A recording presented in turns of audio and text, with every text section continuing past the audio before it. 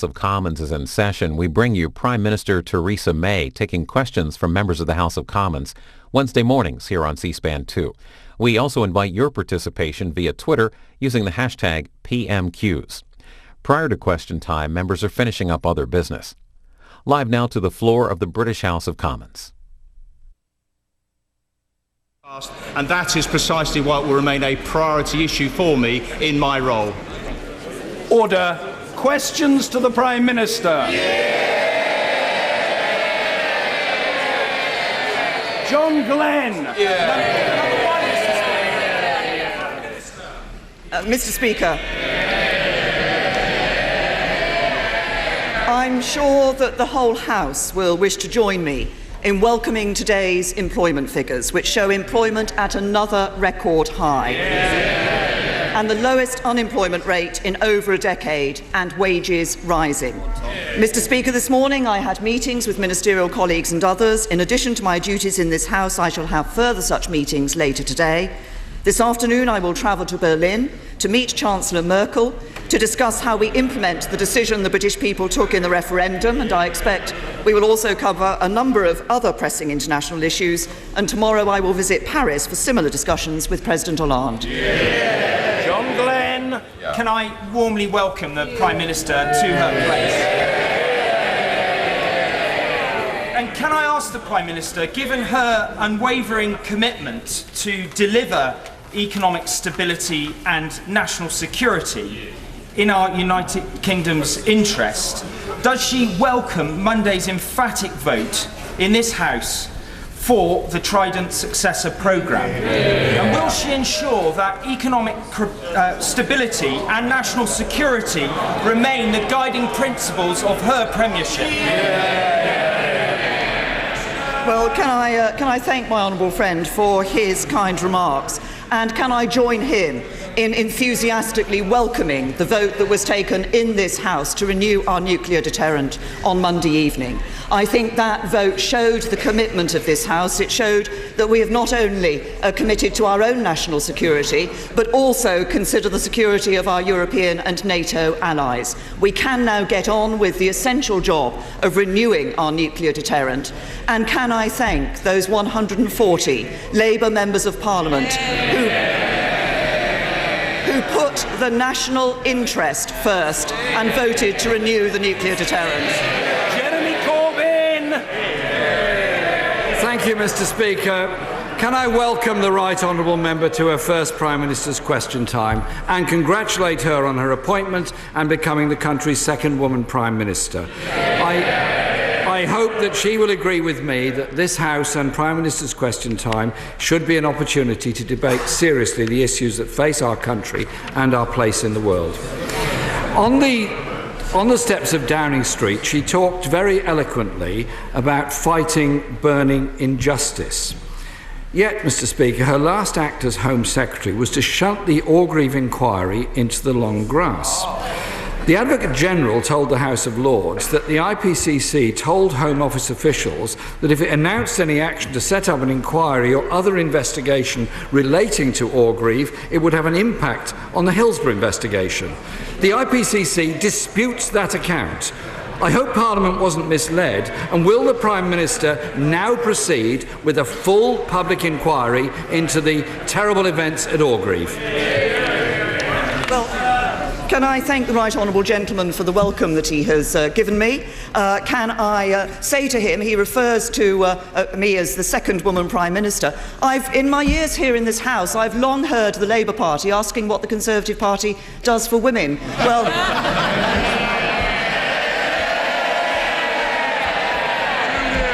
just keeps making us Prime Minister. I welcome the comments he's made about Prime Minister's questions. We do debate serious issues in Prime Minister's questions. I look forward to the exchanges he and I will have, and I hope we will be having those exchanges over this dispatch box for many years to come.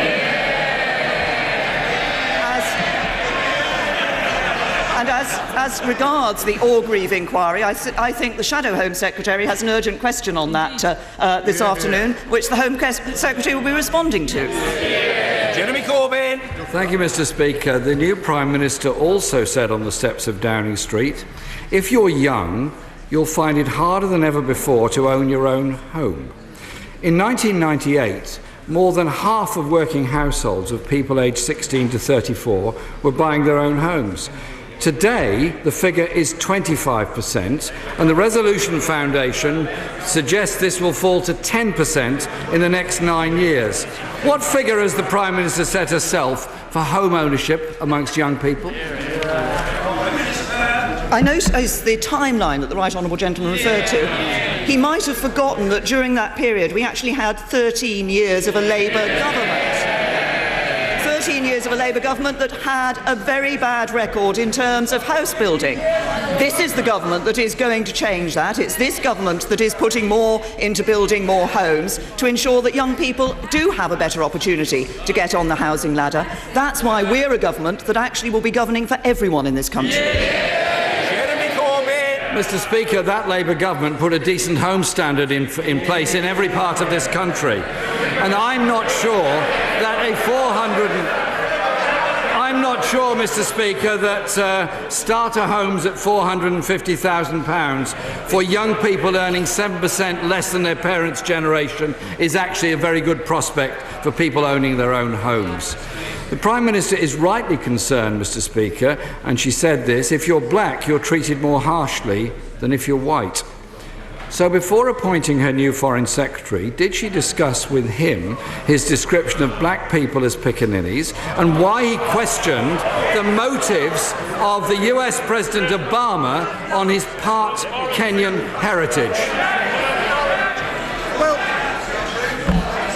The right honourable gentleman started his question by making reference to the issue of starter homes and the upper limit in London of the £450,000. And I've sat on these benches and heard him raise that with my right honourable friend, the member for Witney, when he was Prime Minister on a number of occasions. Can I just explain this to the Leader of the Opposition? If you look at house prices across the country, they vary. In Liverpool, the average house price is just over £116,000. In London, the average house price is just over £676,000. That's why we have a higher limit for the starter home figure in London. If he objects to that, then he needs to tell his constituents why he is against them having opportunities to get on the house. He refers to the remarks I made, and it is correct that if you are black, you will be treated more harshly in the criminal justice system. It's exactly why, as Home Secretary, I dealt with the issue of stop and search. I was concerned to make sure that nobody should be stopped and searched on the streets of this country because of the colour of their skin. I did that as a Conservative. 13 years of Labour did nothing on it. Mr. Speaker, my question was actually about the language used by the Foreign Secretary. Earlier this week, the new Chancellor abandoned the government's budget surplus target, as Labour has long called for. Her government is already missing its targets on debt, deficit, welfare cap and productivity. 6 years of government austerity has failed. The long-term economic plan is clearly dead. Is there a new one? No, it's the long-term economic plan that has actually delivered the record level of employment that we see today. And perhaps I could just put the right honourable gentleman straight. We have not abandoned the intention to move to a surplus. What I have said is that we will not be targeting that at the end of this Parliament. But he uses the language of austerity. Can I just say this to him? He talks about austerity. I call it living within our means.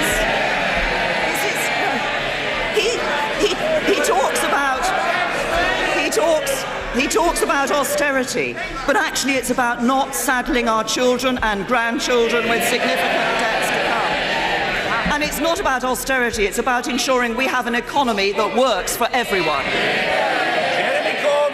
Mr. Speaker, jobless claims have risen for the 4th month in a row. Welfare claims have risen as well.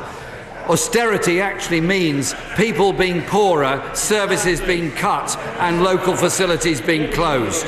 In her speech on the steps of Downing Street, she also addressed insecure workers, saying you have a job, but you don't always have job security. Does that Does that mean to those people that are worried about their future in work, I'm talking of the people that sent us here to serve them. Does that mean that she's proposing to scrap the employment tribunal fees, repeal the Trade Union Act, or ban zero-hours contract, as more than a dozen European nations have already done? That would help to give greater job security to many very worried people in this country. Again, I say to the right honourable gentleman, yes, I did say that on the streets of Downing Street, and I think it's very important that here in this House we consider not only what might be called the more obvious injustices, but actually consider the life for those people for whom they are in work but struggling to make ends meet. It's essential. That's one of the things that the government has actually raised the threshold at which people start to pay income tax, for example. But it's also about making sure that we have more well-paid jobs in this country, which is also what the government is doing. But he refers, I'm interested that he refers to the situation of some workers who might have some job insecurity and potentially unscrupulous bosses. I suspect that there are many members on the opposition benches who might be familiar with an unscrupulous boss. A boss who doesn't listen to his workers, a boss who requires some of his workers to double their workload, a boss, and maybe even a boss who exploits the rules to further his own career. Remind him of anybody?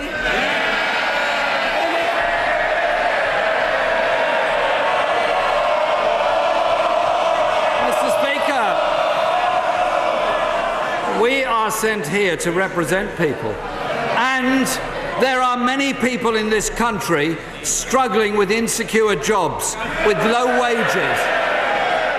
I know this is very funny for all Conservative members, but I do not suppose there's too many Conservative MPs who have to go to a food bank in order to supplement their family table every week. I think we should reflect on those things. The Prime Minister highlighted the failures of her predecessor on social justice, home ownership, education and the cost of living. Some might say that as a Cabinet Minister she too was responsible for that. But she empathised with working people when she said, "I know you're working round the clock, I know you're doing your best, I know that sometimes life can be a struggle." Yesterday, the Institute of Fiscal Studies found that 2/3 of children living in poverty in Britain have at least one parent in work. What, other than warm words, is she going to offer those families, those children who are hungry often and very insecure in their living? Isn't it our duty to offer some hope and security to them? Yes, it is, and we are concerned about those people. But the answer is not the Labour Party's answer of unlimited, uncapped welfare for people. The answer to people who are in work and who are struggling in work, and the answer to those people who want to get into work, is to have a strong economy, an economy that delivers jobs and that delivers well-paid jobs. And that's why I can assure the right honourable gentleman that on this side of the House, we are focused on building a country that works for everyone.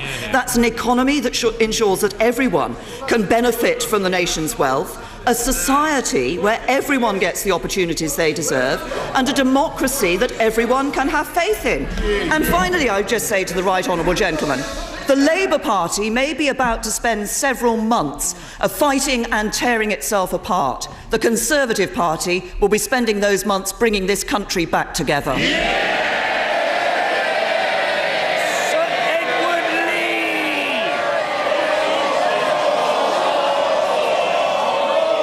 There will be more. Sir Edward Lee. I agree with the Prime Minister.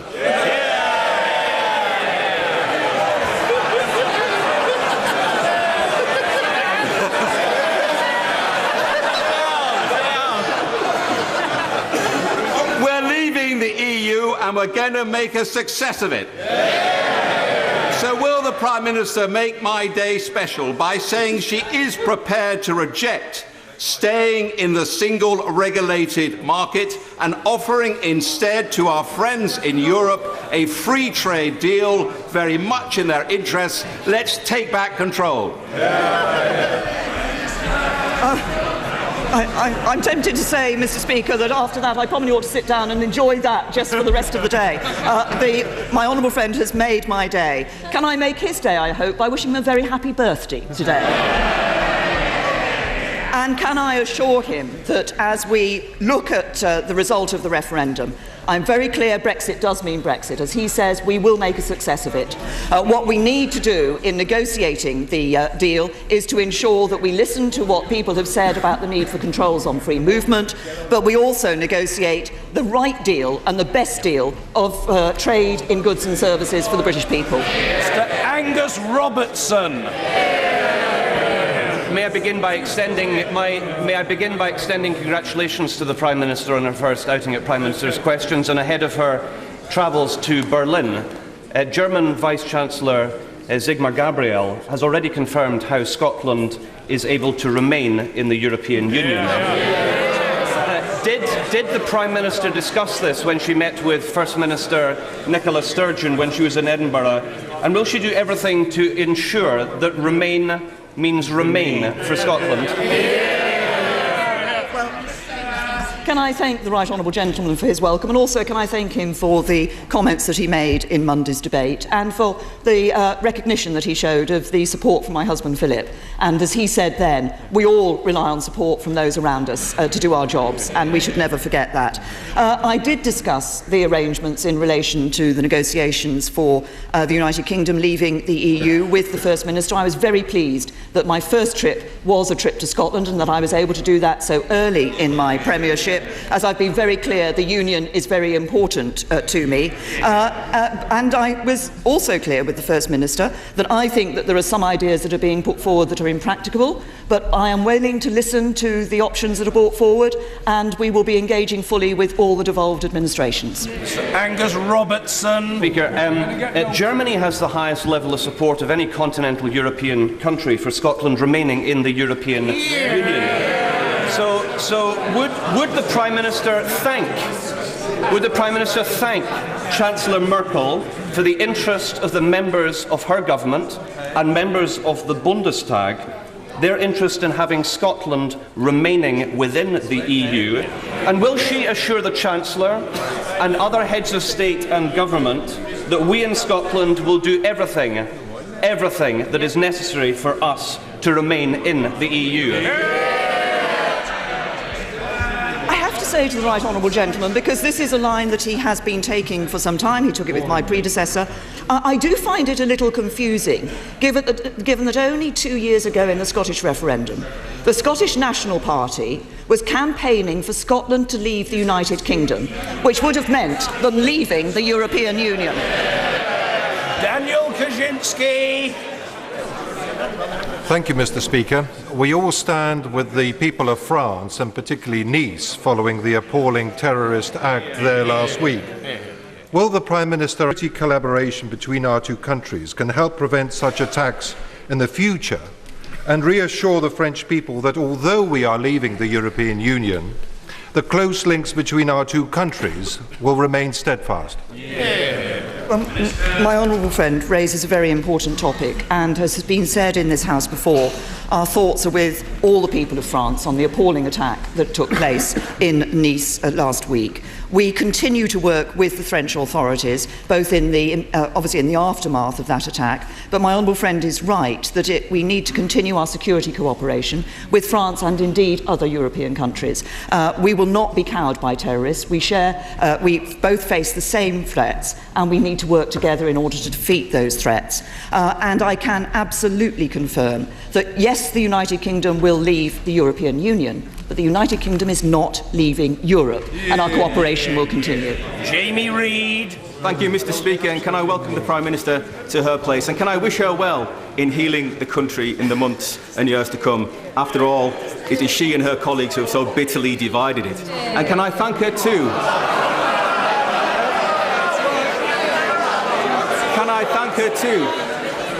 I thank her too, Mr. Speaker, for her wholehearted support and endorsement for official Labour Party policy on Trident.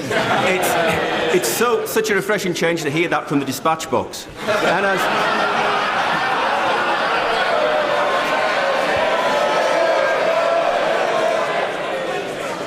as a type 1 diabetic and as a father and an uncle to children with type 1 diabetes, on behalf of 500,000 people, 30,000 of them children in this country, can I thank the Prime Minister for the example she has shown to those people in demonstrating without doubt that this doesn't hold us back in any way whatsoever.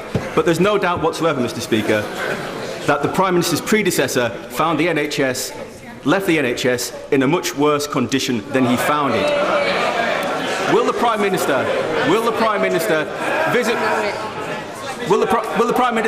visit my constituency, the West Cumberland Hospital, and to honour the promises made by the previous Prime Minister and to stop her government cutting services there further? Prime Minister! Thank you, Mr. Speaker. And can I say the honourable gentleman makes a reference to divisions on the Conservative Party benches. No, I have to say, which is the party that took 3 weeks to decide which should be their unity candidate? It was the Labour Party that was sufficiently divided. Can I thank him for his remarks on type 1 diabetes as well? There are many youngsters out there, from tiny tots to teenagers, living with type 1 diabetes, and I think it's important that we give the message to them that their future is not limited. They can do whatever they want.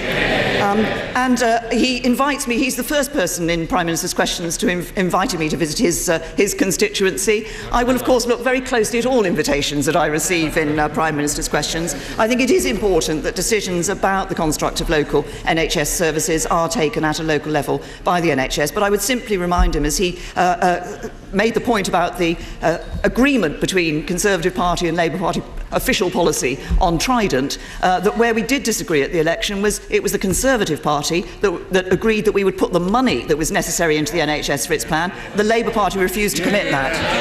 Nusrat Ghani. Thank you, Mr. Speaker. Extremism takes many forms, from the atrocity in Nice to the violent murder of Kandil Baloch by her own brother in Pakistan, justified as an honour killing. There were 11,000 incidents of these self-styled honour crimes in the UK over the last 5 years. Does the Prime Minister agree that such crimes are in fact acts of terror, not honour, and will she therefore direct that her new government chose the lead by ending the use of the word honour to describe these vile acts in order to stop any legitimacy to the idea that women are the property of men? My honourable friend has raised a very important issue, and an issue that I think resonates across this whole House. And she's absolutely right. Extremism does take many forms. That's why in the government's counter-extremism policy, we're looking very widely across the breadth of issues of extremism, including looking at tackling the root causes of some practices within communities, such as the so-called honour-based violence. And just to say, I absolutely agree with her. There is absolutely no honour in so-called honour-based violence. It is violence and a criminal act, pure and simple. Julie Cooper. Thank you, Mr. Speaker. I too would like to welcome the Prime Minister to her first Prime Minister's Question Time. And I would like to ask her if she will listen to the head teachers of the excellent primary schools in my constituency. They tell me that the recent unprecedented changes in primary education, including the new SATs, have led to negative impacts on the learning outcomes of the children. Will she urge the new Secretary of State to take these concerns forward and to listen and make some useful changes?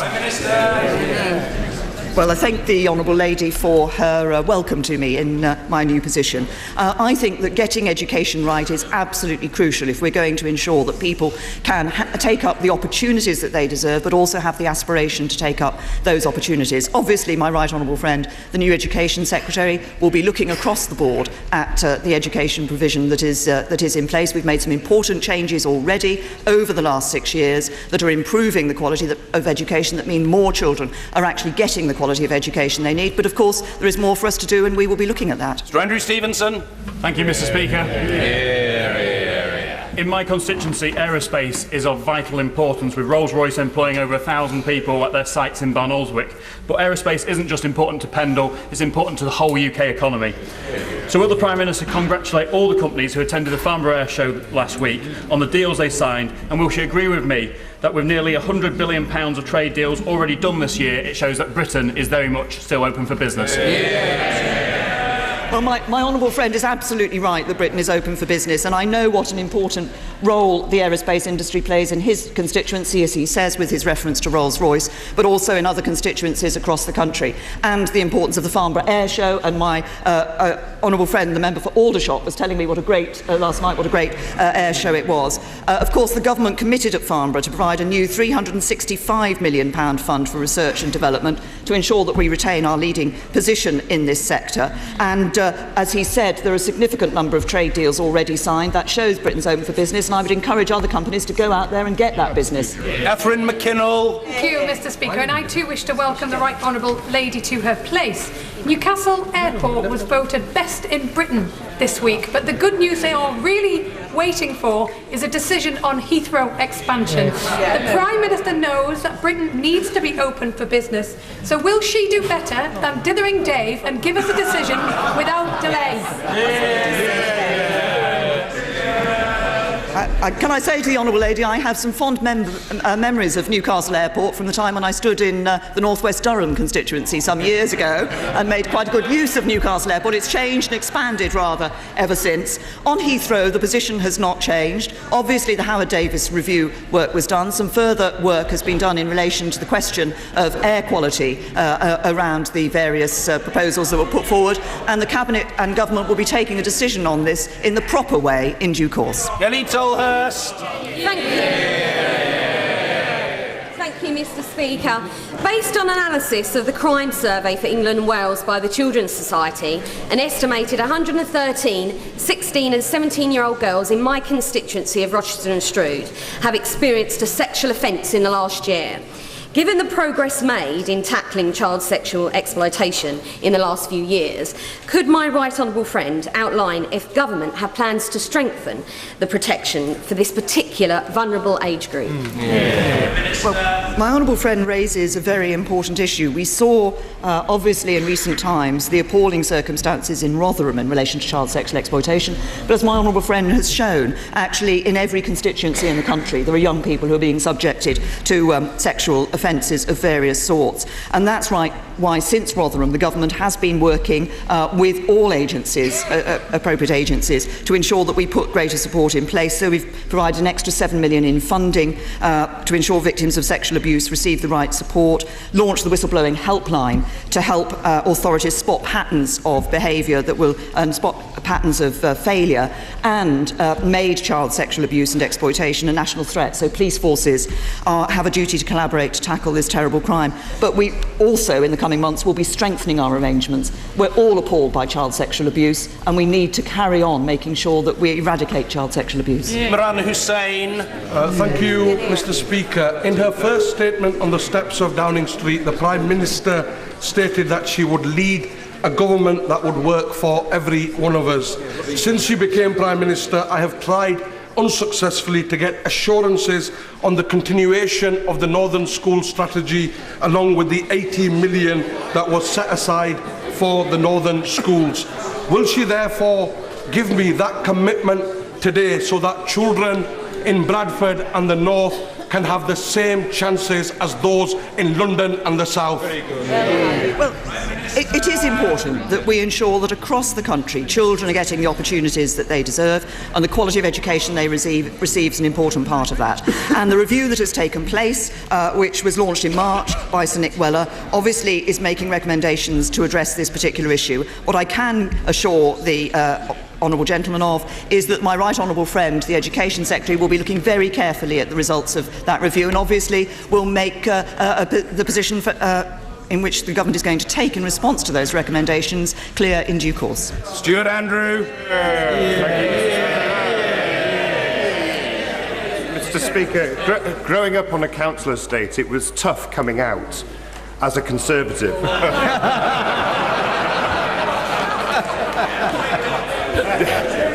difficult as it was, I understood then, as I do now, that it's only a Conservative government that delivers real social mobility. Does my right honourable friend agree with me that it's the job of this government to fight for such opportunities for the people of Britain because the party opposite are too busy fighting each other? Well, my honourable friend puts it very well. And if you look at the Conservative benches, as he says, we have Conservative members of Parliament who are brought up in council houses, Conservative members of Parliament brought up by single-parent families. The chairman of the Conservative Party is a former miner. It is this party that is looking at opportunity for all, and that certainly, I'm very clear that the government I lead will be driven not by the interests of the privileged few, but by the interests of everyone in this country, not entrenching the advantages of privileged few in terms of opportunity, but extending opportunity to all. Donaldson. Thank you, Mr. Speaker. Whatever your politics, one cannot help but be inspired by the image from last week of the female Prime Minister of the UK meeting the female First Minister of Scotland. It is a message to girls everywhere that they can achieve anything they want and nothing should be off limits to them. Does the Prime Minister agree that to do this, girls and women should be able to live free from gender-based violence and domestic abuse? And will she commit to supporting the bill of my honourable friend for Banff and Buchan and ratify the Istanbul Convention? Can I first of all say to the honourable gentleman that I think it is an important symbol for girls and young women to see women in positions of as Prime Minister and First Minister of Scotland, and I respect the First Minister of Scotland. We had a very constructive first meeting. There are certain issues on which we disagree and will continue to disagree, but we will work practically and pragmatically together. I think it is important to deal with the issues of gender violence and domestic violence against women and girls. That's why the government has, I led as Home Secretary, the Violence Against Women and Girls strategy. That is being taken on by my right honourable friend, the Home Secretary now. We have a good record in what we've done, like putting into operation the domestic violence protection orders, the new coercive control offence, but there's always more to do, and we will be doing that. Simon Hoare. Thank you very much indeed. Can I welcome my right honourable friend to her place? And if it's not too untoward to say, I would declare it as game, set and match to her this afternoon. Could I tell my right honourable friend that last week when I met local NFU representatives in North Dorset, they understood precisely what we were doing and delivering about Brexit, but were keen to ensure that the needs of agriculture and British farmers are front and centre in those discussions and that their interests are not neglected. Can I invite my right honourable friend to make that commitment today? I'm very happy to make the commitment that as we look at the position that we will be taking in the negotiations for the UK leaving the European Union, we will be consulting widely. I recognise that agriculture is a sector that is particularly affected by Brexit, and I can assure my honourable friend that we will be consulting with and listening to the views of farmers and others involved in the food industry and agricultural sector. Mr. Barry Shearman. Mr. Speaker, can I congratulate the Right Honourable Lady on becoming Prime Minister and gently remind her of the conversation we had a few weeks ago when I said she was going to come through the middle and trounce the men standing for that position. So I was right. I also said I was going to put some. I also said I was going to put some money on her. Unfortunately, Mr. Speaker, I never got round to it because the odds were very good at the time.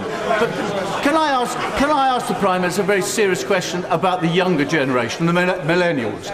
So many of them in our country believe that they are citizens of Europe. They had the ability to travel, to work, and to be true Europeans. Will she soon give them her vision of how that reality as European citizens can be delivered even in the present circumstances? Well, I thank the honourable gentleman. I do indeed remember the conversation where he said that I would, as he put it, trounce the men. I have to say, of course, the Conservative Party came up with an all-woman shortlist without being required to do so.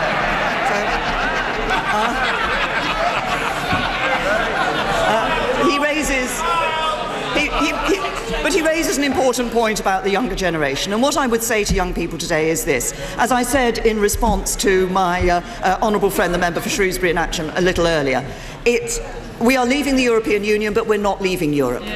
We will be setting out what our negotiating position in relation to the relationship with the European Union when we leave will be over the coming weeks and months. But I would also say this to the young people that he talks about. Actually, we shouldn't be limiting their opportunities and their horizons by just looking at Europe. This country will be making a success of Brexit because we will be out there in the world as an outward-looking, expansive country with opportunities around the globe. Mr. Philip Davis. Can I very warmly welcome the Prime Minister to her post. Unlike dithering Barry opposite, I did place a bet on her becoming the next leader. And I apologise, Mr. Speaker, for clearly having my phone off when she was calling me to join her government. The reason why the people of Yorkshire overwhelmingly voted to leave the European Union was largely due to controlling immigration.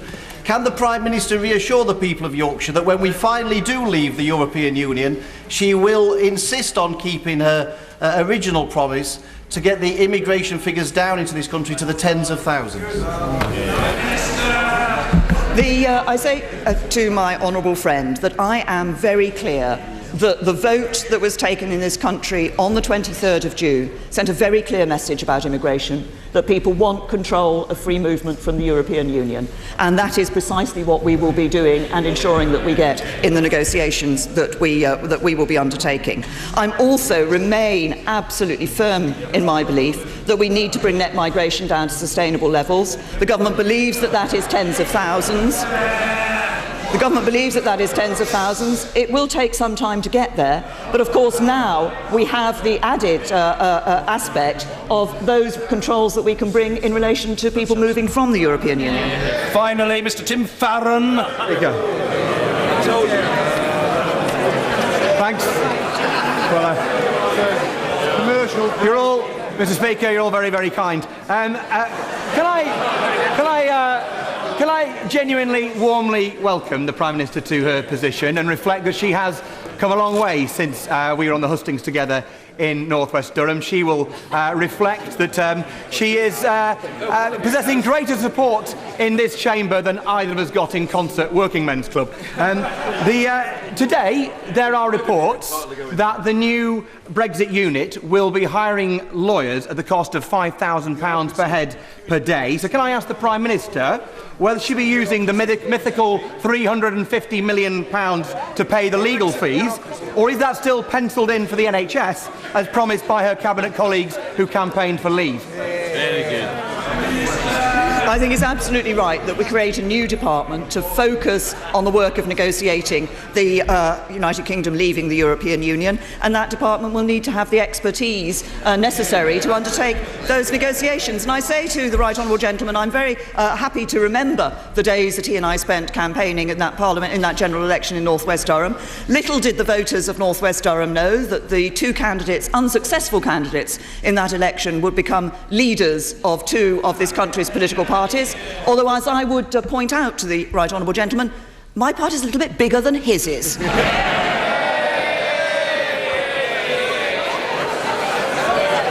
Order!